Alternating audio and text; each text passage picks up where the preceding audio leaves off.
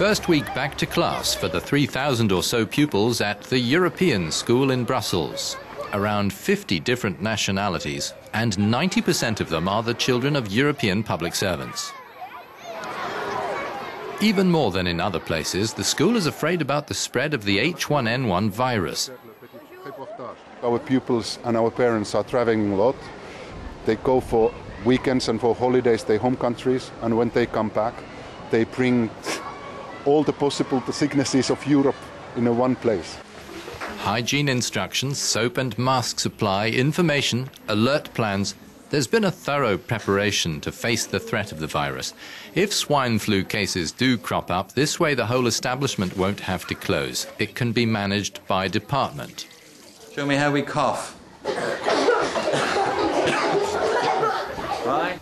Virologist Mark van Ranst runs the Interministerial Commissariat in Brussels, which coordinates management of the pandemic across Belgium and assesses data from various sectors of activity. Conclusions drawn from the winter in the southern hemisphere make for a reassuring line. The number of hospitalizations and fatalities, mortality, was not really higher than in a normal influenza season. So the net result, paradoxically, might well be that if everybody adheres to hygienic measures, social distancing, the prudent use of antivirals and the use of the vaccine, that we might have less mortality than in a normal influenza season. This call centre responds to health questions the public may ask using the green number dedicated to the swine flu. The centre didn't register a great surge in demand except after the first flu death was announced in Belgium. Practical advice is given to callers, but that's not always easy to keep straight. The information really changes daily.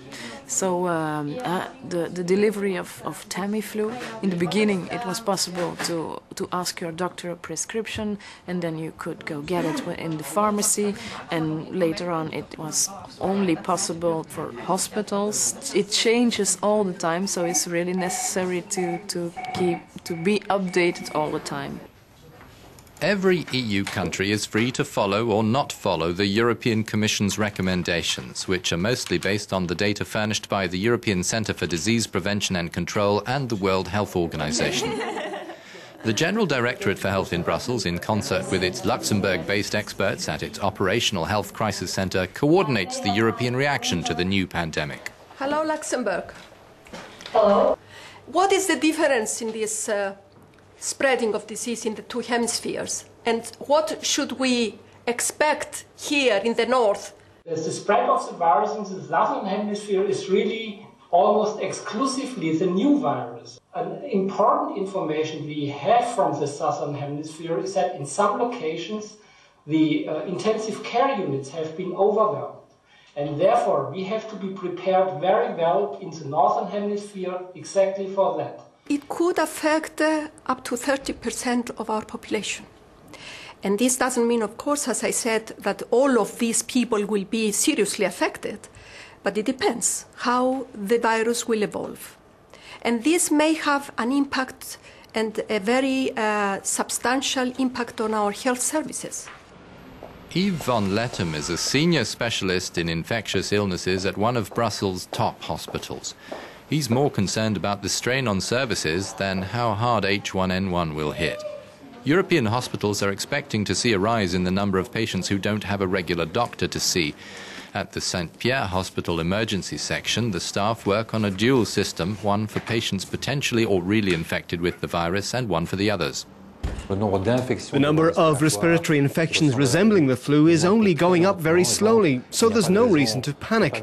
But questions should be posed about the volume of patients who will be affected, who can be managed by general practitioners and in hospitals. This is a potential problem when we get other winter pathologies happening at the same time. Masks and antiviral medicines are also on the winter horizon. Pharmaceutical labs and factories are going full tilt. Apart from antivirals, the race to produce vaccines against swine flu is on. The World Health Organization says the industry is capable of making 900 million doses per year. Orders in the northern hemisphere are already at 1 billion. The manufacturers we contacted didn't want to communicate on camera. After clinical testing is done, the first doses are expected to reach the market in October. In Paris, we go to meet Marc Gentilini, a world-renowned specialist in infectious illnesses. He has denounced the resources going to fight H1N1, while malaria killed 500,000 people in a 6-month period this year, compared to the swine flu's 2,000. Ce vaccin sera-t-il utile? Will this vaccine be useful? If the strain mutates, it could be of some use, but that's not certain. Utile un peu quand même, mais c'est pas sûr. If the virus becomes highly virulent and there aren't enough vaccine doses, there'll be panic. But if, as we hope, the strain doesn't mutate, what are we going to do with those vaccines?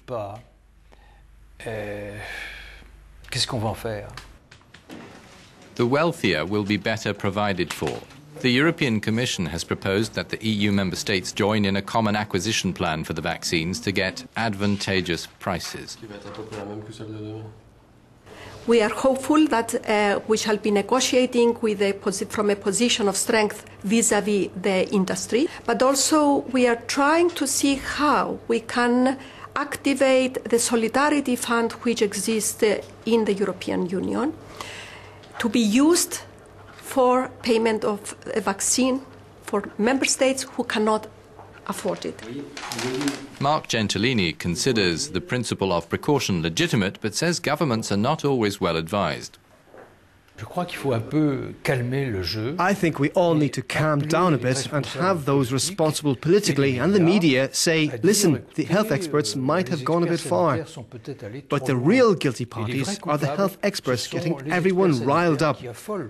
And the foremost of the guilty is the World Health Organization, which is always one step ahead now, because in other instances, which I'm well acquainted with, it was late. In particular, to denounce the seriousness of AIDS in Africa. Dénoncer la gravité du sida en particulier en Afrique.